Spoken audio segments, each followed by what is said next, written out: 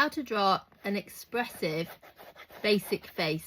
So we're going to start off with an oval shape and map out where the eyes are and where the other features are. So some people think that the eyes are at the top of the head like that, but actually this doesn't allow much room for the hair or the brain. But we're going to have a halfway line, and that's where we're going to put the eyes. Then halfway between the eyes and the chin, we're going to have another line, and that's where the nose is going to go.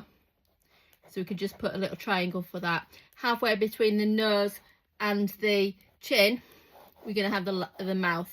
So we can, some of these are slightly varied. That's where our face is. And then we're going to start to bring in other things into this. So we can draw these like features. We can bring in some hair. We can start to bring in a bit of colour. Go for some lighter shades if you want it to build up a bit of colour. That's maybe colours could be expressive. Sometimes when we're drawing faces too, as a way of expressing ourselves, we've got some ears, so we'll add some ears in. A good way to remember about the ears is that when you're wearing glasses, your glasses need to go over your ears and then line up with ours. So we'll have those. Mix up a bit of orange, I reckon. So I'm just going to use different colours here. We want to be a bit lighter for the forehead, but done it a bit too dark really. But that's the hair.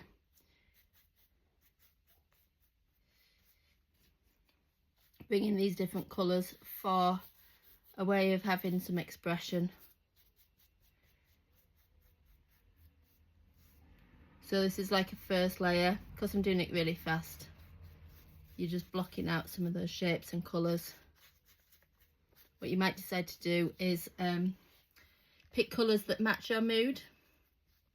You might work from a reference photograph, like a picture of yourself or just a picture of a generic person. And then we can bring in some different colours to match, like where the shadows are. For instance, around the side of the foot, like the head, the chin, different lines.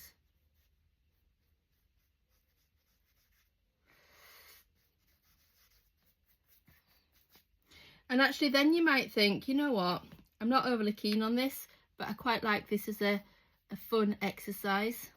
So I'm going to paint a bit more, paint some of the background, and then use this to draw something over the top. So your second time working on this might be that you start to add detail. You might use some pastels, or you might use some chalks, or you might go back with this with some paint. Whatever you think would work, you're doing. And sometimes just doing something that doesn't work out for the sake of practicing the first section, like practice doing the proportions to get those eyes in the right place. And then the painting part might be a bit messy, but do something else to practice the painting part.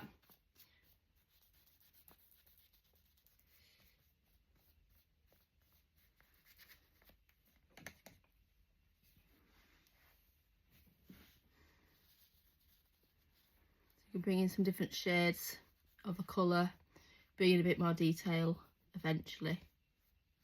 Start to work with a smaller brush maybe.